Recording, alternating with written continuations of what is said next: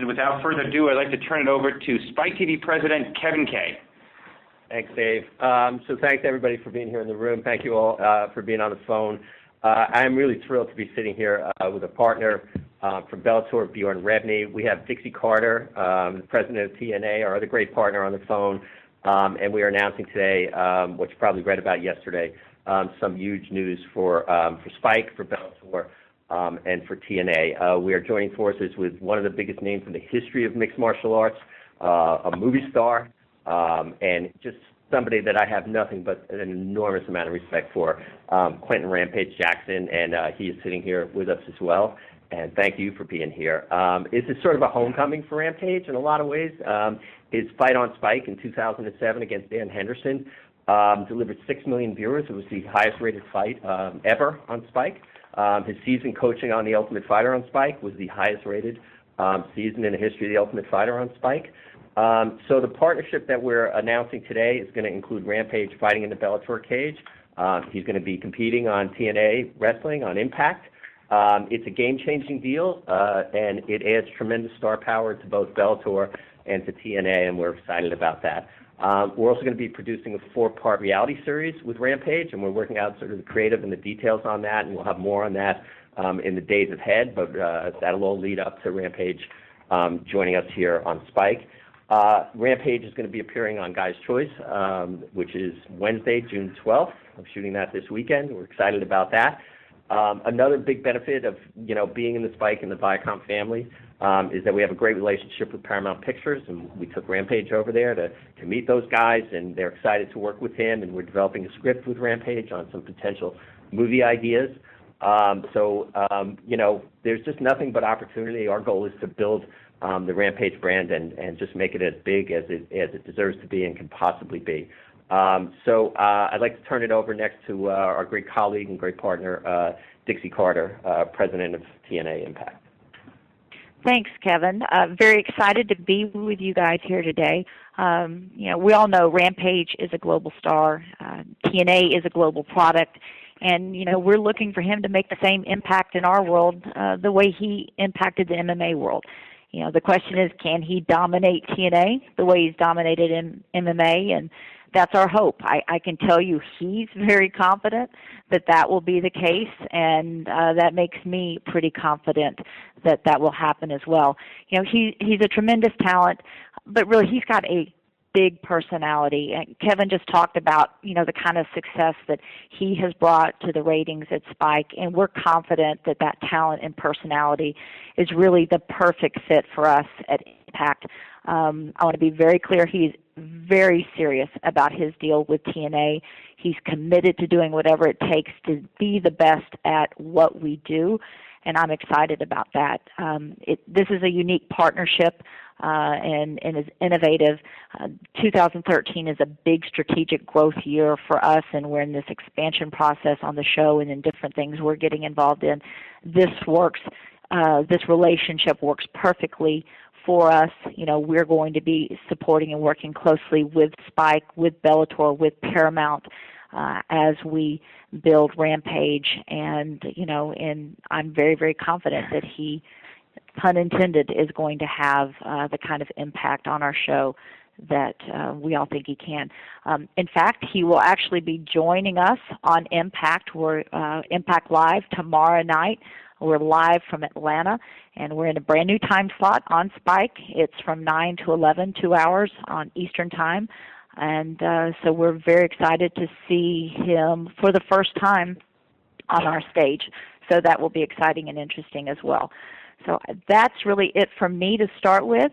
So I get the pleasure right now of introducing someone who I enjoy working with tremendously, and I'm very excited to take it to another level with Rampage, and that is the chairman and CEO of Bellator, Bjorn Rebney. Bjorn Rampage. I got it on the brain. Thanks, Dixie. A little over 4 years ago, I was sitting in my living room in a house that I used to live in about 2 miles from here. And I was putting the finishing touches on a business plan to build out a mixed martial arts company the way I thought a mixed martial arts company should be run, the way that I thought the format should work. I had a second and then a third on my house. I had borrowed every dollar I could conceivably borrow from everybody who trusted me and some people who didn't to try to get it off the ground. And 4 years later, I'm sitting here with my partner Kevin Kay from Spike Network, with Dixie Carter on the phone from TNA Impact Wrestling, with the entire Spike family, with the whole Viacom team and family behind us. And it's those partnerships, and really all of those partners working together in unison. It's about all those partners working together that give me the opportunity to sit next to this gentleman, Quinn Rampage Jackson, an icon in our sport, one of the best-known combat sports professionals that exists in the entirety of combat sports competition, a guy who has drawn 6 million viewers to fights that he's had on Spike Network, who has been front and center as the main event in some of the largest pay-per-view events that have literally ever taken place in our sport. Really a worldwide icon, a guy who can go anywhere in the world and be recognized just like that, regardless of the language or the culture. So it is, I think the coolest thing about me sitting here today is that while I've got all these great partners today, I get to announce that this gentleman is also joining that list, and I'm proud to say he is now one of my partners and one of our partners. So it's a great pleasure to be able to introduce the newest member of the Bellator, the Spike, the Viacom, the TNA Impact family, Quinn Rampage Jackson. Oh, man. Thank you guys, man. I'm very excited to be a part of this family. Like, man, you guys, you have no idea. Like, this is something that I've been dreaming about and waiting for years. You know, I put in a lot of work in MMA. You know what I'm saying? I've been fighting for like 12 years, and you guys you got to get it. You know, finally we have a promoter that gets it. He's like one of us, like one of the fighters. Like, a lot of people don't understand that, you know what I'm saying? Fighters, we're the ones that put our life on the line, and you know what I'm saying? We go out there and put our health on the line to entertain the fans. And sometimes I just, in the past relationships that I had with promoters, I just felt like, you know, sometimes I felt like I wasn't appreciated. But you guys get it. Like, you know what I'm saying? Like, you guys, like you said, they setting up so I can do pro wrestling. I always wanted to be a pro wrestler. That's why I got started in there. That's why I started wrestling in high school, because I wanted to be a pro wrestler. You know, that's why I used to fight the way I used to fight when I was younger. I used to slam people and do power bombs and stuff like that. You know what I'm saying? And now my dream come true. I get to go to TNA and do some pro wrestling and I always, since I did the little reality show back in the day, I was like, man, I can do this. I can be in front of the cameras and not be shy. And you guys set me up to do a reality show and movies. Since I did the 18 movie, I always wanted to do more movies, and I wanted to be like an action guy. I always want to do action movies, and I think that's cool. I'm a big kid. I like to do all this stuff, and you guys like basically making my dream come true. It makes me feel like all the hard work and all the things I did to my body in the past is all paying off now, and you know, I lost a lot of love for MMA. I'm not gonna lie. I lost a lot of love for MMA back when I was in the UFC. Kind of like, honestly, they just killed it. They drained it. You know what I'm saying? But this new deal got me so excited, and it instantly brought the love back. You know what I'm saying? I'm just, you know, it's hard to even explain the way I feel right now. I'm just real happy to be a part of this team. That's awesome. We are happy to have you. Yep, agreed. Do we open up for questions? Sounds good. How are you doing? Dave Doyle with MMA Fighting. Actually, I have a two-part question for you, Bjorn. One, when Rampage competes in Bellator, is he going to be part of your tournament format? And then my second question would be, back, I think it was at a press conference in Huntington Beach, you had said, I'm kind of paraphrasing here, but it was more or less, we'll bring in Rampage if it's the right fit. You've obviously decided this is the right fit. Can you tell me, you know, just kind of walk us through how you ended up coming to that conclusion? Yeah. The first part of your question is, look, we sometimes the terminology partnership gets overused. And in our situation, with my situation with Kevin and with Rampage and also with Dixie, it really means what it is, how it's defined. A partnership is really the essence of what we're creating here, and it's the essence of what we were able to create with him. So in terms of when the fights are going to occur, who the competition is going to be, I mean, the most kind of uplifting part of what I've gotten through the correspondence that he and I have had, all the communication we've had, is that he's re-energized. And like any of us, we've watched him fight over the years, and he's one of the most explosive, dramatic, powerful fighters that's ever stepped foot in a cage, a ring, any place where people were doing combat. So to hear him say to me, hey, I'm re-energized, I'm back in it. So it's going to be a partnership. Kevin and me and Rampage, Dixie, we're all going to sit down and we're going to figure out when is the right time. When is he optimally ready to compete? It's not going to be about a call that comes into him and says, hey, we got to fight in 30 days against X. It's going to be a partnership. So we don't have an answer to that question right now. We're still banging it around. What made it right was that, and look, these things, when you and I spoke a long time ago, and I think it was at HP Ultimate, we were sitting down talking, we work on these things for months and months and months. Right. I spent months working with Wolfslayer and with Rampage trying to figure out what the right fit here would be. How could we put together the perfect alliance for him that worked? So it was about putting all those pieces together. It wasn't literally about kind of the old school, well, here's what we would offer you to fight. It was about finding out what he wanted to do and what would get him hugely energized, and then coordinating with all the partners and making it work. So it was just time-consuming. It's just a process to go through to make sure that the fit was right, so that he was excited about it. And if he's excited about it, given his tools and personality and persona, then we've got a winner on our hands. So it was just a timing issue. Josh Gross with ESPN. Rampage, what did you tell Bjorn about fighting, what you had in mind fighting-wise? Because you guys talk a lot about Paramount and a lot about pro wrestling, but I didn't hear a lot about mixed martial arts. What, besides being re-energized, how specifically? What kind of opponents do you expect? Well, honestly, a lot of MMA fans may criticize me from leaving the UFC because they say like that's where the best fighters are and stuff like that, and there's not a lot of competition in Bellator yet and stuff like that. But I tell those fans like it's like ignorance. They don't know. Like this deal that they gave me is so sweet. Like MMA don't have a pension like other sports, right? This deal they gave me set me up for the future. And like when other fighters, when they really get down and understand and see this deal that they gave me, I think a lot of other fighters that are not happy with their contract in other shows are going to come to Bellator, and I think the competition is going to come over. And so it's like I told Bjorn, like when my knees and stuff get back close to 100%, I'm ready. I go and fight anybody. I never turned down any fight before in the past, but like it's no secret that I lost 3 fights in a row. It's no secret, and fans only see that. They don't see that, like, okay, I lost to John Jones. Who hasn't that fought that guy? Who hasn't? Then I lost to Ryan Bader because I was injured. I got injured like a month before the fight. But it's the type of person I am. I didn't want to pull out of the Japan card because I love my Japanese fans. Everybody know that. So I still fought, injured, and then my next fight back, I shouldn't even been fighting. But I wanted to get out that contract so bad. My knee, it was my first fight after my surgery, right? So I still went out there and I fought. I just got away because I said it's got to be something out here better. And then I met Bjorn. And instantly I like the guy because you can look him in his eyes and you can tell like the guy, he don't have any ego and he gets it. Like the fighters, what makes the show, right? And when fighters understand this, they're gonna take to him the same way I took to him. They were like, man, this like in Bellator, you don't have to like they don't tax you for your sponsors. You know what I'm saying? They help you get sponsors. They don't get mad at you for doing movies. They get you movies. These guys, I wrote a movie a couple years ago.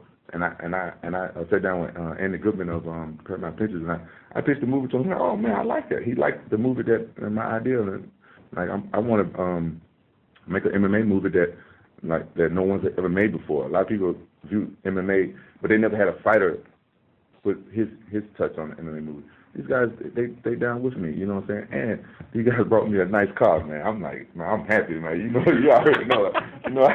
I'm happy, man. When other fighters hear how they treat you over here, then like I think the competition is going to come over, and then I'll be fighting, whoever again, just like that. But like Bjorn know that I'm rehabbing my knee. He don't care if he's like in the UFC they don't care. You go out there and you fight. Like a lot of times when you have surgery, you should come back and have a warm-up fight. But UFC don't care about you like that. He care more about my long term. He like, you know what I'm saying? Like before I was talking about retiring probably at 35, which is like in a couple of days. You know what I'm saying? Now with what we talking about stuff like that, man, I got at least like 4 or 5 more years in me because if I'm injured and stuff like that, he's okay. Just heal up, take your time. He's not rushing me to fight at all. He wants me to rehab my knees, and that's what I've been doing. I haven't been running. I've just been lifting weights and rehabbing my knee and getting everything straight so I can come back hard because now I finally got the love back, and I'm thinking about going to heavyweight because, you know, I'm older now. And I want to start smashing some big guys, you know what I'm saying? What I want to do is come, and now I can openly and with all the negativity gone and be myself and go out there and just entertain the fans. Like, you know, I've done a lot in this sport, you know what I'm saying? I think a lot of fans forget that I'm the first ever unified champion, you know what I'm saying? That's my most proud achievement in this sport, you know what I'm saying? I did that, and I was champion stuff before. Now, I don't really care about it. I just want to entertain the fans. I want to come and put on great fights and go to pro wrestling, you know what I'm saying? And over in TNA, those guys they got the best wrestlers over there at TNA, you know what I'm saying? I want to go there and show them what I can do because I think I'm a natural pro wrestler. People don't know that I used to play around with my old wrestling buddies in high school and college, like a pro wrestler, and do all this. People don't know about my love for pro wrestling. And I've been watching TNA. They got Sting and Hulk Hogan stuff over there. Come on. I need to go over there and kick it with them and, you know, so learn from the best and put on great shows. I just want to entertain all my fans and hopefully make some new ones. Just a couple quick follow-ups. So are you ruling out the tournaments? I mean, would you not participate in tournaments? You've done multi-fight tournaments in one night. I mean, you've experienced that. The three fights in 3 month succession, is that something that you would not want to participate in? Now, I'm telling you, that's the reason why I chose to go to Bellator. Don't get it twisted. Bellator didn't approach me at all. As soon as I you know, so I had the opportunity, I told my manager, hey man, Bellator got those tournaments. It's kind of like what Pride used to do. That's exciting, man. You know what I'm saying? That's exciting. Those tournaments and stuff like that. That's what caught my eye. You know what I'm saying? I like watching exciting fights. Who don't? Like, honestly, in my opinion, a lot of fights that's going out there right now is kind of boring. People, you know what I'm saying? Fans probably don't know this, but in your contract, if you lose 2 fights in a row, you're in risk of getting cut. You know what I'm saying? So a lot of fighters out there are fighting not to lose, and it's making for a boring fight. You know what I'm saying? So over in Bellator, I was just watching. The guys are exciting fighters, and they're going out there, and they're just putting it all on the line, and they got tournaments and stuff like that. There's a lot more going on. They got Spike pushing them, and you know, if you guys been paying attention, Spike is what made the UFC what it was, and you know what I'm saying, with Bellator, and I think Bellator is gonna be the biggest show coming up here pretty soon because they got the tournament style, and people want to see it. The fans just want to see exciting fights. George Garcia with MMAJunkie.com. Rampage, sounds like you got an outstanding deal. Can you talk about the free agency process? What was that like? For many athletes, it can be stressful, you know, trying to make their decision as to whether they're going to provide for their family, and for others it can be fun, you know, being pursued and courted. What was it like for you? Well, I had like every show come at me, and I either considered doing boxing. A lot of different promoters came at me and stuff like that, and I just sat back. You know, I wasn't in a rush to go anywhere, and plus I had to wait to negotiate with people anyway. So I just let everybody come to me and my manager, but I kept my eye on Bellator because I dealt with Spike before I did the Ultimate Fighters and stuff, and everybody at Spike was super cool, and I watched it, and I started watching Bellator, and I'm like, man, I might want to go to Bellator. That's why I'm going to lay on Spike. No brainer. Spike is the network for men. That's what you know. I'm an MMA fighter. When I'm out in the city, I get a bunch of men that come approach me and stuff like that. That's the place where I want to be, where it's like it's right to the audience that watch our sport, Spike. And so I was like, all right, Bellator's doing good. They got some exciting fights and stuff like that. And so I started talking to my manager about Bellator and stuff like that. He said, okay, I'll check it out. So it was pretty simple for me. But you know what I'm saying? I think if the other fighters are free agents and they come up, I think they might want to look out for Bellator too, because they know how to treat a fighter. That's all I've been saying in the past while I was leaving the UFC. A lot of fans like didn't understand. They think I was talking about money. Oh, UFC didn't pay me enough money and blah blah blah. And like yeah, you know what I'm saying? Like every fighter, if a fighter stated he don't fight for money, then he's lying. And I've been known to keep it real. And like a doctor, he goes into that field because he like helping people and stuff like that. But he also probably like taking his boat out on you know what I'm saying, in the water on the weekend. He want to have nice yacht, nice house for his family, and be able to put his kids through college as well. But I'm sure his main motive is to help people. But you know what I'm saying, he don't want to go broke helping people. You know what I'm saying? I want to entertain people, but I don't want to talk bad about any fighters in the past, but I'm telling you, there's a lot of big name fighters that retired broke, and now they got to go and get a gym and work at a gym. You know, so it's okay to get a gym and train people, but you don't want to have to get a gym and train people. And now that UFC's buying up all the gyms, they take even more money out of fighters' pockets. You know what I'm saying? Like in the fighters in the neighborhood, they got a gym and they got their own gym, and the UFC gym comes to their neighborhood. You know what the fans going to do? They're going to go to their UFC gym and stuff like that. You know, I wanted to have a future after I got done fighting because, you know what I'm saying, you can't fight forever. You know, if you play football, you can't do it forever. And Bellator and Viacom and these guys fighting, they understand that. You know what I'm saying? So they set me up to where, like, you know what? Yeah, MMA don't have a pension and stuff like that, but we're smart people. This is going to set you up. Like, how old is Hulk Hogan and Sting? How old are these guys? They still pro wrestling. How old are they? They old. They old dudes. I can be one of those old dudes still entertaining my fans. But until I'm too old now, then I'm just done doing everything. All right, then if the reality show pick up, they can still watching me doing old man stuff because I feel like even when I'm old, I'm still going to be the crazy guy that I am. And if they like to tune in to that, I can still be doing reality shows and still be doing action movies. Arnold Schwarzenegger, he old, he still be doing stuff, and Sylvester Stallone, that's right. They still be doing action movies. So they said, look, I don't see how any other fight organization can even compete with what Bellator has, and I think it's a no-brainer. And if any other fighter is not happy with their contract and stuff like that, you know what I'm saying, they can just watch me and see me smiling all the time, entertaining my fans. Yes, I'm making more money than I was over there, but at the same time, I'm still working, and I'm not in some gym because I have to be. That's not my personality. Just a couple quick follow-ups. You know, you're rehabbing your knee. Could you be ready for season 9 in the fall, or are we looking at maybe 2014? No. My knee is actually getting stronger really fast because now I've learned how to rehab it and have some a great team of doctors, like, you know, in Orange County, man. We got Dr. Kessler them down there, the OC Fight Docs, man. They know what they're doing. And then I got a good friend, Steve Date. He's been taking me to the gym and showing me how to do it with weights and stuff like that. And my knee is actually doing pretty good. And I'm finna start running probably like next week. Well, my birthday coming up on the 20th, so after that. I'm probably start running like 2 days after that, and I'm gonna take my knee out and start running. Because before, when I was running, just after surgery, it was really bad for the knee. But I'm starting running, and it looks like it's doing really good. It's doing really good. I'm actually surprised on how good it's doing.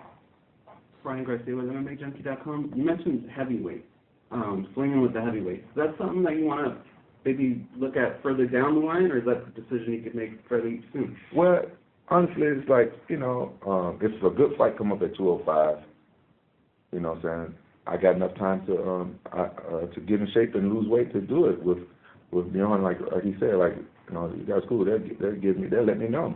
I don't have to take a fight like 8 weeks notice or 13 weeks notice, like they give me a couple of months. Like, okay, I'll fight you guys 205, lose weight, but if the guy's a heavyweight, you know, I walk around. I'm a big guy anyway, you know. I walk around and I just know, you know what I'm saying, like, okay, he's a heavyweight guy, so I don't have to cut weight. So, you know, a lot of small heavyweights do good. So like I said, I'll fight whoever. I've never been the type of guy to turn down fights. So, but it's easier on me now that I'm older to just go heavyweight, I guess. You know what I'm saying? Like, 'cause, you know, I'm 35 in a couple of days. You know, I'm at my prime, but at the same time, it's like, you know, why, you know what I'm saying, do something I don't have to. I think heavyweight would be a good move because, you know, I like the big guys. I think I'd be faster than them and stuff like that. I don't mind trying to knock out some big guys. Question for Bjorn. As far as when King Mo and Rampage signed, I'm sure TNA was a big factor.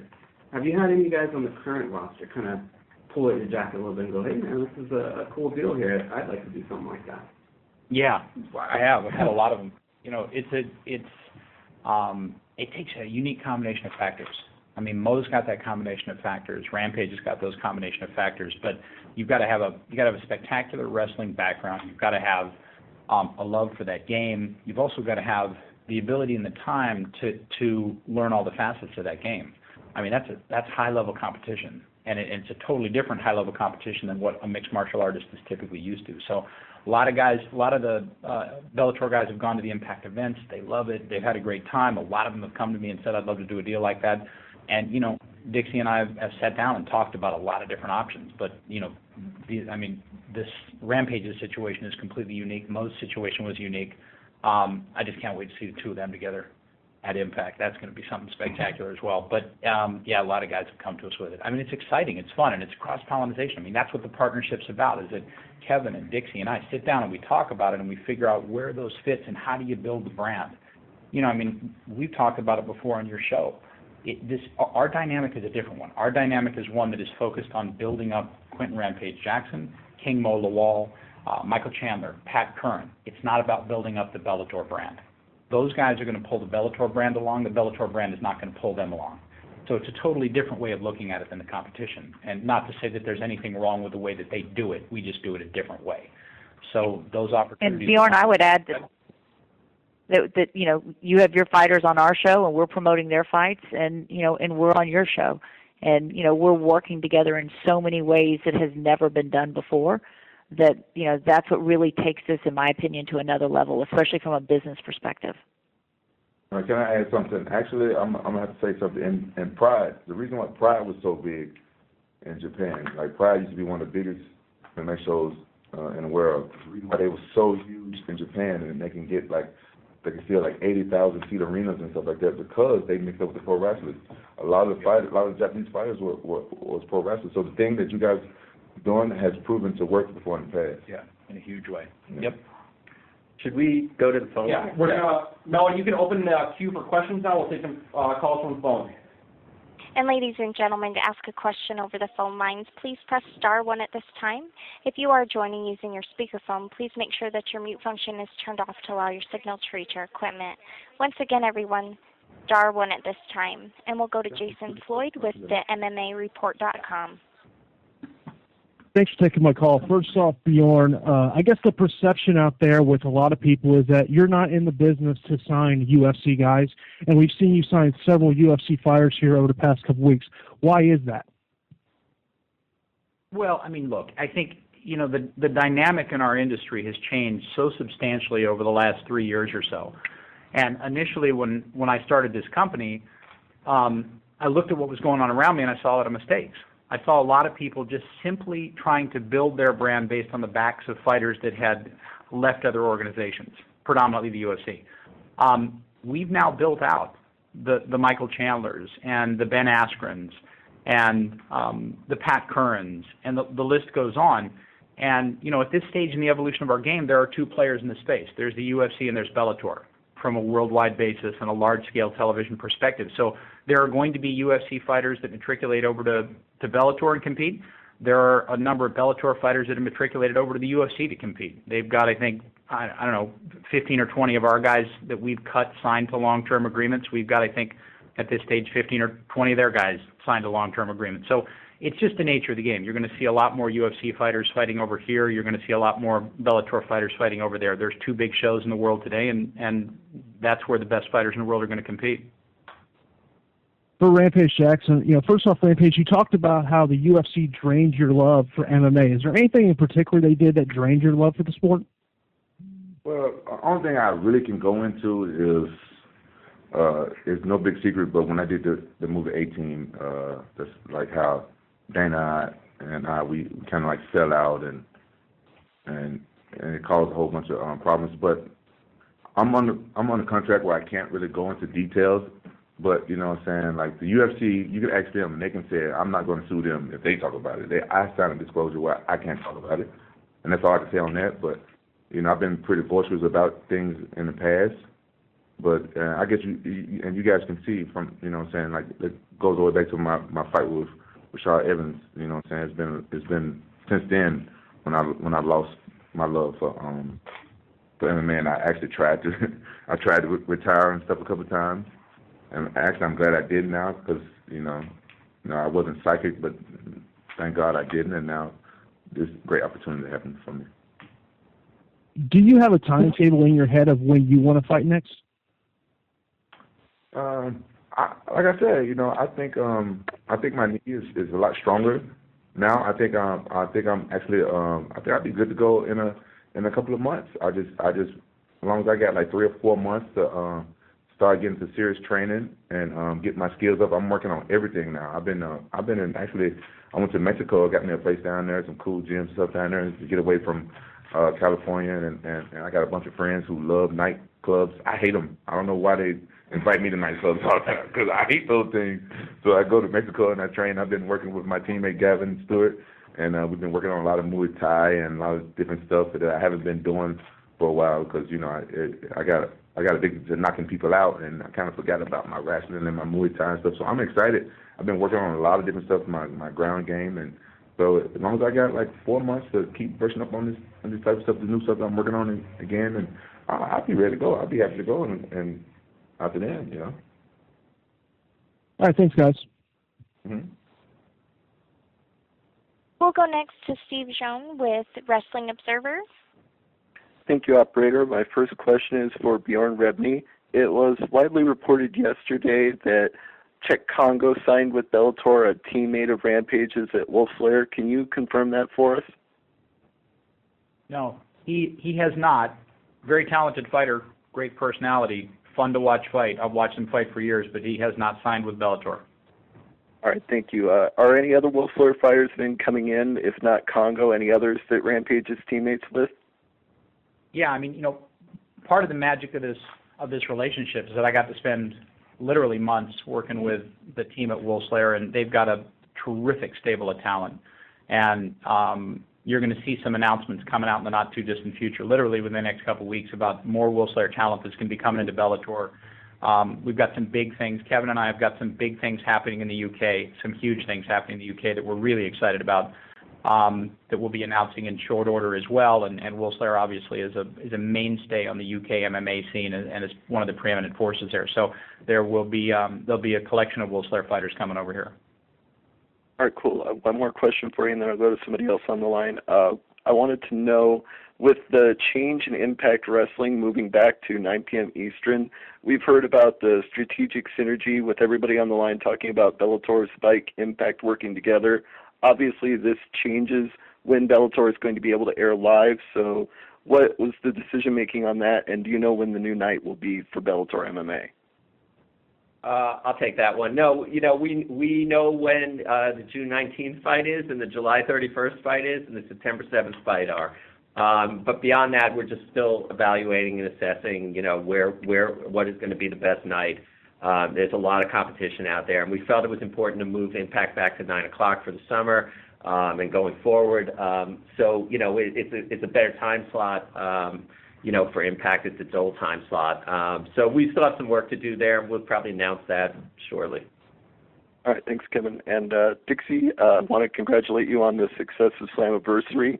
And since Rampage is making his debut on Impact Wrestling tomorrow night, I just wanted to know, do you think he's going to immediately be involved in the Aces and Eights scenario, or do you think he'll be like a lone wolf, no pun intended?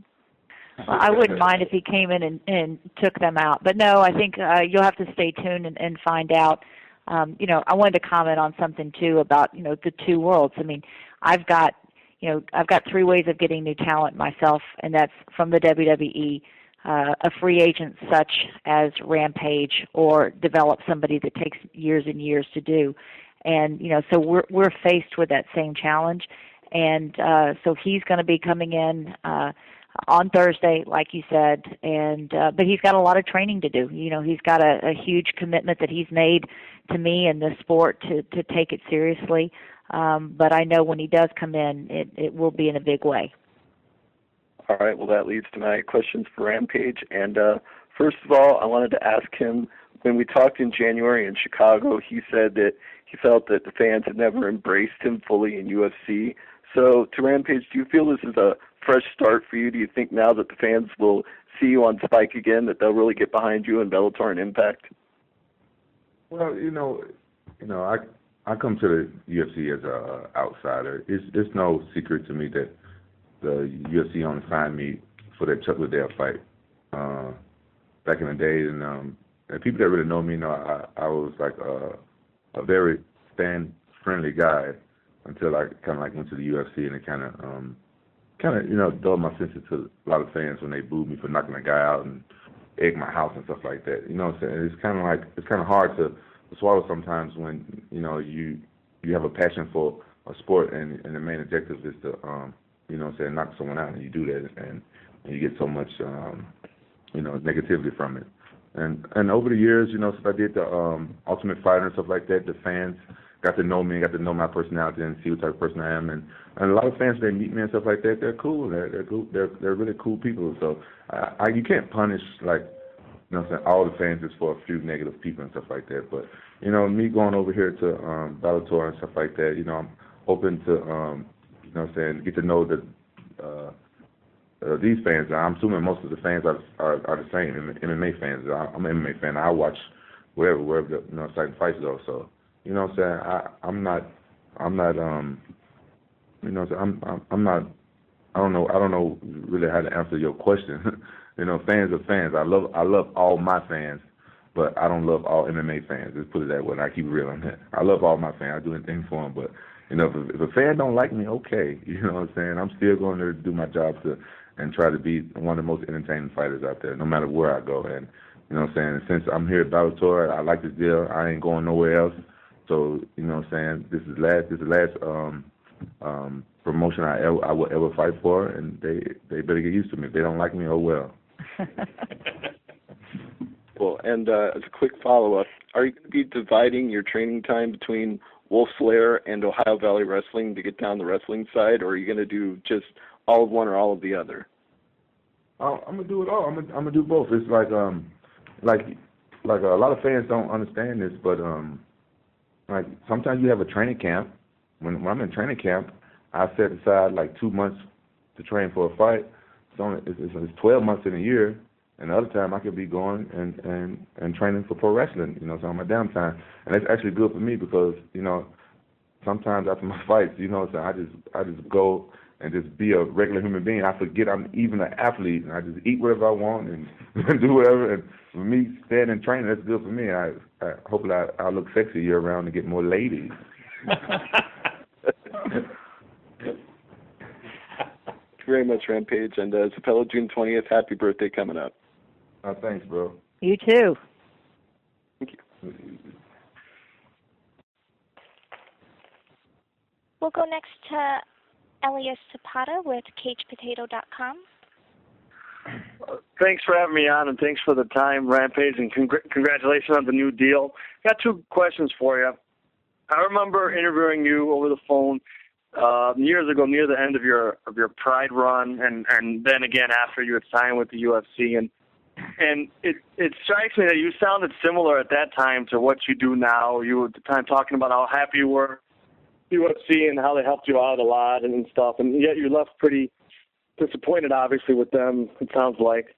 Does a part of you worry that this can happen again this time around? Or what's different about it in your sense?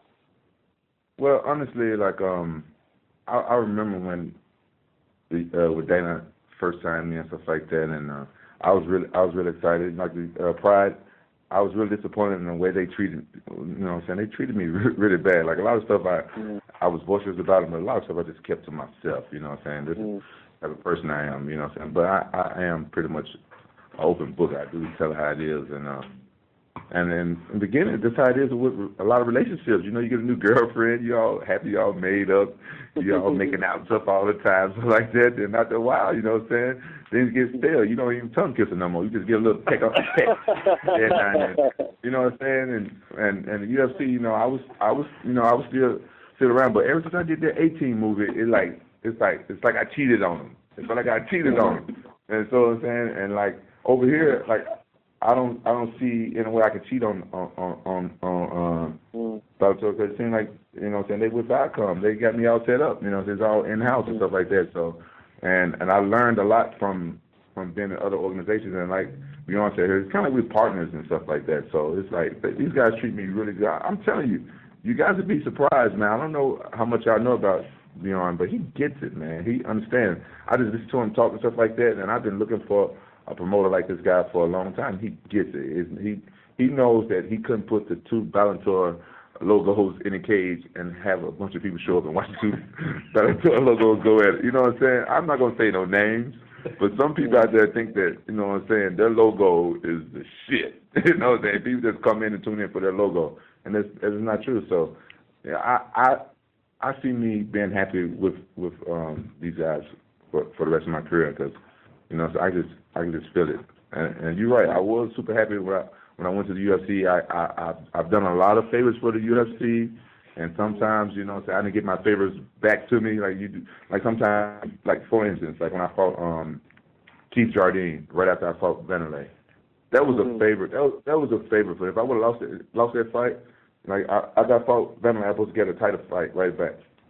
But they said, "Oh, we need a favor. Come fight Keith Jardine for me." And I'm like, "But what if I lose? What my title shot go?" Like, and then if you guys notice, it took me years to even get a title shot back when they got the monster called John Jones, a little grapevine-looking tall dude. There ain't nobody beating. I'm like, damn, look, my chance to be champion again and put me in with an unbeatable guy. The guy was one of the best fighters in my weight class. And so, you know, it's like sometimes it's like, you know, it kind of like mess up the relationship. Then you just stop making out with your girlfriend. You just give her a kiss. Oh, good night, baby. You get a kiss on the cheek. That's what it's like. But me and Bellator, we tongue kissing right now, baby.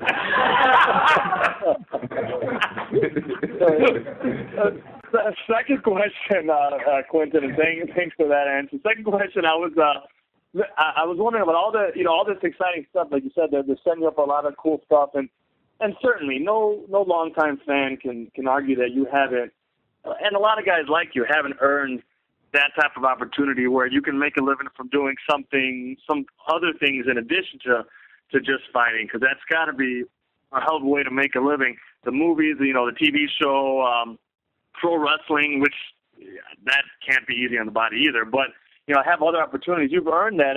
I'm curious, since you're going to be fighting still, do you worry at all that as you're working on all these other exciting stuff that maybe you won't have the focus once you do get back to it, or I mean, I'm sure you've thought about that. It's got to take a lot of focus to get in there and fight at a high level like you do. How are you sure that you'll be focused when it's time to fight in the way you need to?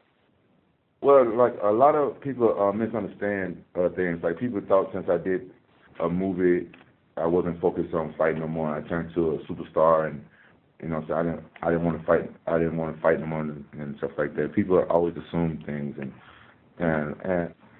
one thing that you misunderstanding is that I'm here to entertain people. I've done a lot in this sport, and I come from the Pride generation where it's entertainment first. So I know that realistically I probably won't win all my fights in Bellator, but I'd be damned if I won't entertain people. I want to come over and put on the most exciting fights. As soon as the American fans start understanding that, like if two guys in the cage, one guy has to lose.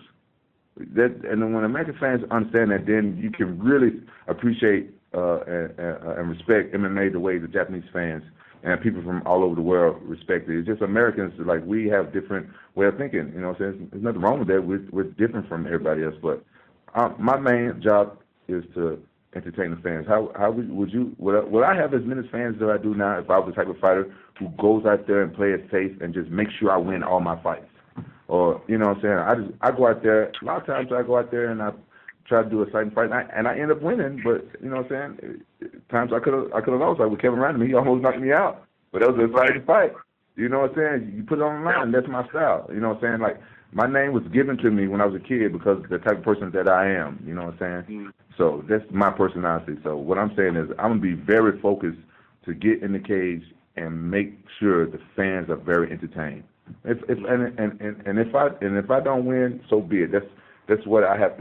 My losses hunt me for the rest of my life. But the fans, as long as they're entertained, it was a good fight. Then, and I did my job. That's what I get paid to do, is to entertain the fans.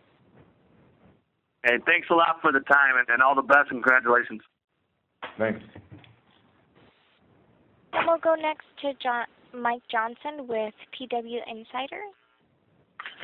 Hey, everybody. How you guys doing? Hi, Mike. How are you, Dixie? There's been a lot of talk about when Rampage is going to be able to fight again. What's the timeline in terms of getting to training for pro wrestling and doing some regular appearances for TNA? It's been about a year since Mo was signed, and we've only seen him a couple of times in TNA, and he didn't even have his first wrestling match until about a month ago in Ohio Valley. So I was curious, one, what the timeline is for Rampage on the wrestling side of things, and then how you guys, as a group, may have learned from the Mo experience over the last year and parlayed that into the deal with Rampage. I think with Mo, we were, his injury took him a while longer to get back than, any of us had anticipated. But the most important thing is that, he did come back healthy and, not rush things. And then, he had a training period as well. And then it worked out that he went straight into the tournament after that. So the last few months he has been training hard. I'm getting great reports on him. But as far as, Rampage is concerned, he's going to start right away. He will be appearing on our show, but his training, whether it be at OVW or in Southern California, where he'll be set up with a training team as well. But he'll be committed to that, and he'll be in, I would expect, much sooner than later. So just a quick follow-up for Rampage. Obviously, you mentioned being a big wrestling fan. So what are the big memories for yourself in terms of falling in love with that genre? Well, I'm from Memphis, and I used to watch pro wrestling with my dad and my older brother, and we used to go down to Monday night wrestling at the Coliseum, and we used to wake up on Saturdays. And my brother used to write to the Channel 5 news station and get free tickets. They give people free tickets, and I've actually been to some of the shows and stuff. Like I knew the Undertaker when he was the Master of Pain, you know what I'm saying? And he was growing up. He was one of my favorite pro wrestlers. He had the craziest moves, and that I'm going to try to do in pro wrestling. I don't know if I'm strong enough to do it, but the Undertaker, he's a big scary man. He's tall, as a kid. You know what I'm saying? I used to love watching him wrestling, and come on, Jared Lauder's from there and everything, and I remember Jeff Jarrett and stuff when I was a kid and everything, and I always been a big Hulk Hogan fan, a Sting fan, and I was the Ultimate Warrior 2 years in a row on Halloween. Can you imagine that? You know what I'm saying? I used to bench press my friends when I was a kid.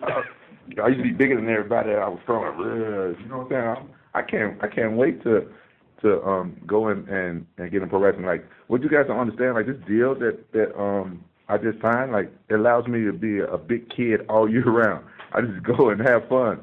You know what I'm saying? Train for fights and go out there and fight and go and do pro wrestling, train for pro wrestling, like, and just be a big kid and have a reality show that can give you guys backstage passes to all this stuff and my crazy life what goes on. Like, you know what I'm saying? I'm like 15 years old in my head, and you guys get to see all this stuff, and I'm just enjoying it. I can't wait to go out there and go to TNA and show them people what's up.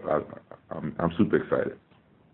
All right, one last question, then I'll let you go. Let somebody else jump on. What are you most looking forward to with your appearance tomorrow on Impact? Well, I just want to go and meet the guys and meet the writing team and then see how soon I can get started. And I just want to go and meet some of the wrestlers and stuff like that. I'm a fan of those guys. I might be getting some pictures for my Instagram, but just for the gram. You know what I'm saying? I'm just excited to go out there and meet everybody. All right. Well, I hope the journey's fun for you. Stay healthy, and we look forward to seeing you fighting and see what comes of the TNA deal as well. So thank you for your time. Thanks. Thanks, Mike. Our next question comes from Stephen Morocco with MMAJunkie.com. Hey, question for Rampage. Have you talked with Mo since you struck this deal with Bellator? Yeah, you know what? I talked to Mo, and it only makes sense that Mo's an MMA fighter. He's a wrestler. I'm an MMA fighter. I'm a wrestler. We both going into pro wrestling. So me and Mo, we actually thinking about teaming up and being tag team partners over there in TNA. You know what I'm saying? I think we could change the game up. Me and Mo, we didn't see eye to eye in the past. You know what I'm saying? I thought I was gonna have to put a whooping up on Mo. You know what I'm saying? I ain't gonna lie. Mm-hmm. I thought I was gonna have to whoop up on Mo. You know what I'm saying? But Mo is actually, you know what I'm saying? He's a cool guy. You know what I'm saying? But I can only take him for little small periods of time. But you know what I'm saying? We tag team partners. Maybe that might, you know what I'm saying, bring two different types of guys together. Who knows? We might end up being best friends one day. Who who knows? What does that mean for a potential fight between you guys? A lot of people think that that's the most marketable fight that you can make in terms of MMA. Well, you know, like who knows what the future? Who knows what the future holds, man? Like, you know, like I fought friends before. Like Dan Henderson was a great friend of mine when I fought him. I used to help him train for his fight and stuff like that and everything. You know, it's like you know, things happen. You know, MMA it's a job. Like you go out there. Sometimes you know you just want to show that you're the best. Like, you know what I'm saying? We alphas, man. Fighters, we're alphas. And sometimes, you know what I'm saying, you want to see if you're more alpha than that next guy. So, you know, we may be tag team in pro wrestling, but if, you know what I'm saying, it works out or we can get the fans what they want and we have to fight each other, then maybe we might fight each other. But at the same time, I don't know. Is there a time component to this deal, or is it is there any specific set length of time that you're obligated to Bellator and TNA, and or is it just a specific number of fights and appearances? See, you got to ask my manager all this stuff. I don't deal with all that. All I know is that we finna change the game up. You guys have no idea y'all can't even comprehend what's going on right here. It's gonna take y'all a couple of months and y'all see, oh, that's why he left the UFC. It's going to hit y'all like one day when y'all see what happens. Y'all can't even comprehend. It's on. We finna change the game up. You guys have no idea. Any teasers on what you've been talking about with Paramount? Is it still in the action genre, or is it working with anybody you've worked with in the past? I said it's going to be like it's going to be an MMA movie. That's what we talked about, and it don't stop there. That's the first thing. I don't, you know, so I never really tell nobody, but I've written like 2 movies, and I like them both a lot, you know what I'm saying? But it's up to other people to like them. But I test the market with other people, and I let them read it, and they're like, wow, and people can't even believe that the second movie that I wrote, that I even wrote that. It's on the next level. But the MMA movie that I wrote, I think it's pretty dope. It's a fun MMA movie, and I'm not going to give it away at all because there'd be a lot of people out there trying to, you know what I'm saying, take your stuff, you know what I'm saying? I already got it all sealed and deals and everything, copyrighted and all that stuff. But I think it's an MMA movie that should have been made a long time ago. You know, Hollywood makes. I'm not hating. I'm glad that they did make MMA movies and glorify sport. But you know what I'm saying? This is an MMA movie from a fighter's mind. You know, so I think it's a lot of areas that they didn't capitalize on that, you know what I'm saying, that I'm going to capitalize on, and I think that the MMA fans will enjoy this movie. Okay, apologies that I missed that before. One more if I could. Dixie, what's your sense of where Rampage is at, and is it pretty much your assumption that you're starting from square one in terms of his training as a pro wrestler and getting him actually ready to get in the ring and do it on a big stage? Yeah, well, I've seen him. I'm sorry. Oh. My bad. Go ahead. I've seen him, you know, power bomb and slam a few people. I think he's got a few of the key skill sets down quite well, I'd say. But no, I think that. I think he's such a gifted athlete, and you know he does have a lot of wrestling skills, great ground game. I think that you know he's just going to, you know, it's like, you know, Bjorn said it perfectly. There's just a different it's a different style, different training, and you know I think he's going to be great. I don't think, you know, it takes a long time. I mean, you know, Kurt Angle, you know, going from Olympic gold medalist into professional wrestling on the level that he did, you know, it took a little bit of time, but you know, Rampage is very committed to getting in there immediately and getting this done, and I think it'll be, like I said before, I think it'll be sooner than later. I can't put a time on it, but you know, I know that he's anxious to get in the ring. Okay, thanks so much, guys. And we'll go next to Alex Goff with Online World of Wrestling. Thank you very much for taking my call. My first question is for Dixie Carter. Dixie, you've definitely taken a lot of chances with TNA Impact Wrestling. Famously, you signed Adam Pac-Man Jones to a similar situation where he's a two-sport athlete. This is your third MMA fighter, Bobby Lashley, Muhammad Lawal being the other two. What are the positives to signing an MMA fighter as far as creating a new audience or retaining an audience between the pro wrestling and mixed martial arts fan bases?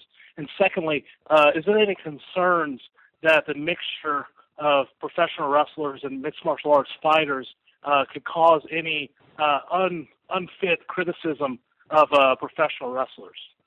I don't think so at all, and I totally agree with what Rampage is saying as far as, you know, I think for MMA it would be better for it to be more entertaining, and I think that's what Bjorn, when I watch those tournaments, that's what I see more of, and he embraces that, and I think that's what makes it make sense. You know, with Pac-Man, I mean, it wasn't what we had hoped it had been. You know, he bought a ring, it was in his backyard, he had a trainer.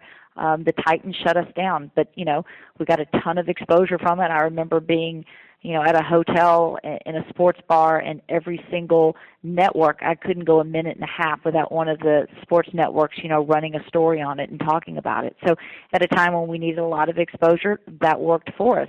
Bobby Lashley, we never worked. He did come in and do a wrestling stint with us, but we never got to, work with him in a two-sport capacity. You know, so Mo and Rampage will be the first time that we've really done this. And, you know, I'll echo what Rampage says. I mean, this is a really unique association between Kevin and Bjorn and myself as it comes to these talented athletes. And, you know, we have some pretty big platforms, each of us, but combined it's very, very powerful. And I think from that, when we get this going, you're going to see some exciting things. Thank you very much, Dixie. My next question is for Quentin. Quentin, the word that you keep repeating throughout this entire press conference is fun. I want to ask you about a word, pressure. Bjorn Rebney has the ability to find young, hungry guys from across the world. Renato Babaluso Brawl and King Mom on the Wall both experienced losses in their first debuts in Bellator to these young lions. What pressure are you feeling to face these young guys, even at heavyweight, that would love to make a name off a MMA Hall of Famer such as yourself? I don't know if you're in one yet, but certainly you have the credentials to be. And then secondly, TNA Wrestling has set a high standard for professional wrestling, employing legends such as Hulk Hogan and Sting, Kurt Angle, Bobby Roode, James Storm. How, at your age, not that you're old, but at your age, how much pressure are you feeling that you have to now learn a brand new discipline in professional wrestling, and then that you will be, because of your background, expected to perform at a higher level than someone, for example, that TNA gives an opportunity through the Gut Check Challenge? Man, you give some long questions. I thought all night about it. Okay, let me break something down to you. Like, what's wrong with losing if you go out there and you did your job and entertain the fans? What's so bad about losing? Why? There's no pressure. There's no that pressure right there. I relieve that pressure already. Like with myself. Like it's just the only thing is after I lost it, I got to hear about it from the fans. But there's no pressure. That's like annoying. You know what I'm saying? I get annoyed by it. Like, oh, you lost. Oh, for what? You know what I'm saying? I still did my job. I still entertained people. You know what I'm saying? If I go out there, I'm gonna try to knock somebody out. I'm trying to slam people. I'm gonna try to destroy them. But if I get beat in the process, I just hope it's a good fight. So all that pressure's gone. So yeah, it's still fun. It's fun for me to get out there and entertain the fans. And at the end of the day, I'm making my living what I chose to do to provide for my family. And the pro wrestling, yeah, you know, it's a bit about pressure. Like out there with the best, like Hulk Hogan and Sting and Kurt Angle and, you know what I'm saying, all those guys, yeah, you know, but, you know, I think it's like a dream come true. Like that's what I want. That's what I wanted to do. Like if you're gonna let pressure stop you from fulfilling your dreams, then you know what I'm saying, you robbing yourself. So that's the last thing I think about is losing and pressure and not doing this and not doing that. I just go and do it. Thank you very much, Quentin. Just one more follow-up, Quentin. You're saying that losses don't matter so much. Is that experience talking? Because during your rematch against Vanderlei Silva, the loss of Vanderlei seemed to really did affect you. You complained about the tournament format, that he had an easier opponent in Yoshida. He had a harder opponent. Good to go. So is this experience talking, or is this... I'm okay. Listen, that's something different, man. You're talking about tournaments. Come on, that's a tournament. I had the chance to go down in history as a guy who beat Vanderlei Silva and Chuck Liddell in one night. Now, you bring up that. Yeah, that loss hurt. You know what I'm saying? I beat the crap out of Chuck Liddell, and my game plan was to take Vanderlei Silva down and beat him up on the ground And that loss still haunts me from today because, you know, I got stood up, then I got kneed in the face about 15 times, and I lost that fight. And that loss hurt. I was a young man back then, but now, like I said, I've done a lot in this sport. My main focus is to just entertain the fans, and that takes a lot of pressure off.